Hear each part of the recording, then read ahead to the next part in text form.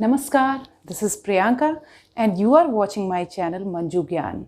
हम आगे बढ़ें इससे पहले आपसे एक रिक्वेस्ट है कि प्लीज़ मेरे चैनल को सब्सक्राइब कीजिए, मेरे वीडियो को ज़्यादा से ज़्यादा शेयर कीजिए और लाइक कीजिए। तो दोस्तों, पिछले वीडियो में हमने ये सीखा था कि बेसिक फोनिक्स से बच्चों को अच्छी तरह से लिखना और पढ़ना कैसे सिखाया जा सकता है। अभी हम आज के वीडियो में सीखेंगे कि हिंदी अल्फ़ाबेट में कौन से ऐसे फ़ोनिक्स के वर्ण हैं और उनकी मात्राएं हैं जिनका कि अंग्रेज़ी लिखने में भी असर होता है और उनसे मदद मिलती है, और हिंदी में भी अगर हम उन्हें अच्छे तरीके से समझ जाएं, उसके साउंड को अच्छे तरीके से समझ जाएं, तो हिंदी लिखने में भी हमारे बच्चे उससे गलतियां नहीं करते हैं या पढ़ने में गलतियां नहीं करते हैं। तो चलिए आगे बढ़ते हैं। ये 4 वर्ण हैं, ह्रस्व ई, दीर्घ ई, ह्रस्व ऊ, दीर्घ ऊ। मतलब छोटी ई, बड़ी ई, छोटी ऊ और बड़ी ऊ। इनको पढ़ने में भी हम हमेशा गलतियां करते हैं, बच्चों को सिखलाते भी गलत हैं, और जब बच्चे गलत तरीके से सीख लेते हैं तो वो हमेशा गलतियां करते जाते हैं। तो आज हम इसके बारे में सीखेंगे कि इसको कैसे सही तरीके से सिखलाया जा सकता है और कैसे बच्चों को इससे मदद मिलेगी सही लिखने में और बोलने में। तो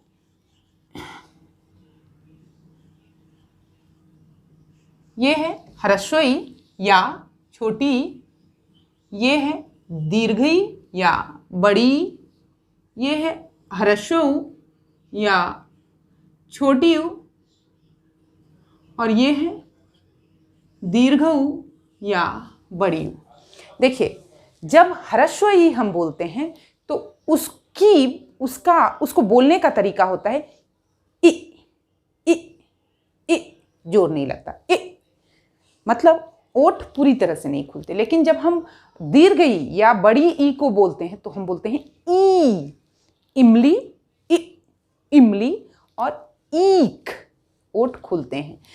इसी तरह जब हम ह्रस्व ऊ को बोलते हैं तो हम बोलते हैं उ, और दीर्घ ऊ को बोलते हैं तो हम बोलते हैं ऊ, ऊ। तो यही साउंड, आप इस साउंड को समझिए। इस साउंड की मदद से अगर हम बच्चों को पढ़ाएंगे तो सब कुछ अच्छे तरीके से वो सीखेंगे और किसी तरह की गलतियां नहीं करेंगे। चलिए आगे बढ़ते हैं। ई से हम लिखते हैं, छोटी ई से लिखते हैं इमली, इमली। इ से लिखते हैं इमली, इमली, इमली। मतलब देखिए, इ बोलते हैं तो इमली, ली। तो जहां भी ई जैसा बनावट आता है तो उसमें हम हमेशा बड़ी की मात्रा लगाते हैं। तो ये हुआ इमली। और अभी हम लिखते हैं ईक, मतलब ई और ख, ई और ख। तो बड़ी ई की मात्रा क्या है? हमेशा स्माइल देती है, ई। तो ईक।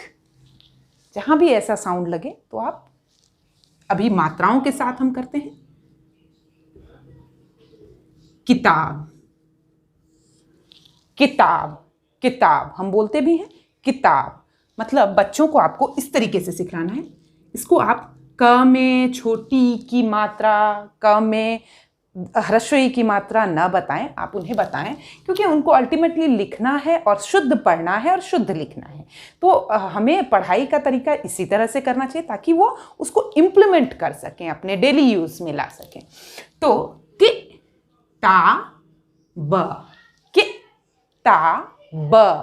ये उच्चारण अगर वो सुनेंगे, किताब जैसे उनके मन में आएगा किताब, तो किताब बोल रहे हैं तो की हो नहीं रहा, तो वो बिल्कुल उसे गलती नहीं करेंगे लिखने में। लेकिन जब वो लिखेंगे कील, तो बोलेंगे की मीन्स बड़ी की मात्रा, छोटी की मात्रा नहीं होगी। तो इस तरीके से वो सही लिखेंगे भी और सही पढ़ेंगे भी। अभी ह्रस्व में आते हैं, उल्लू। अब देखिए, ओ, बच्चों को हम सिखाएंगे ओ साउंड, छोटी ऊ का साउंड उ, उल्लू, लू, ऊ की मात्रा मतलब बड़ी ऊ लगी हुई है, उल्लू। अब देखिए ऊन, ऊन, ऊ, ऊ। तो जहां ऐसा ऊ वाला साउंड आया तो क्या करेंगे कि बड़ी ऊ लगा देंगे। तो बड़ी ई और बड़ा ऊ, ऊ। ठीक है, अभी हम मात्राओं से इसको सीखेंगे।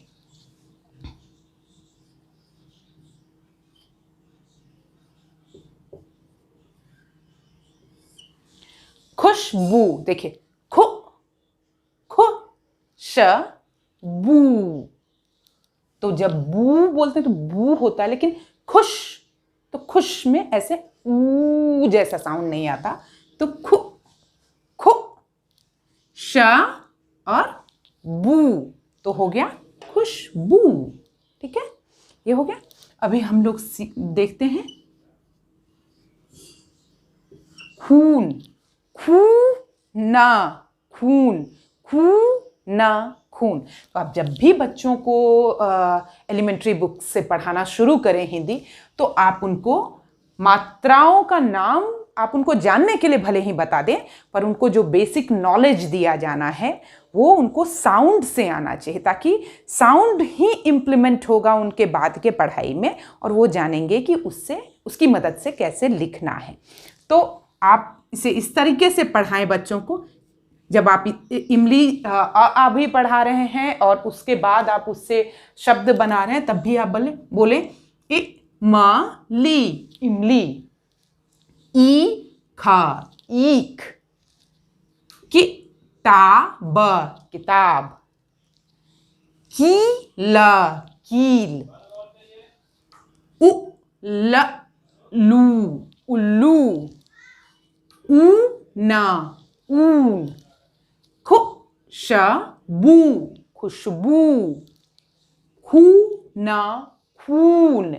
तो इस तरीके से आपको बताना है जिससे बच्चे कंफ्यूज ना हो, बच्चों को एक क्लियर विजन लगे कि बड़ी ई छोटी ई क्या है और इनकी मात्राओं का असल में साउंड क्या है, इसे हमें उपयोग कैसे करना है।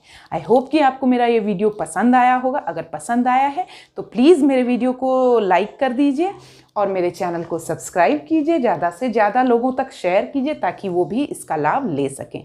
और अगर किसी तरह के करेक्शन की, किसी भी तरह के बदलाव की आपको गुंजाइश लगती है तो आप प्लीज़ मुझे मैसेज भी कीजिए, कमेंट भी कीजिए, जिससे कि मैं अपने वीडियोज़ को और ज़्यादा सुधार सकूँ। Thank you.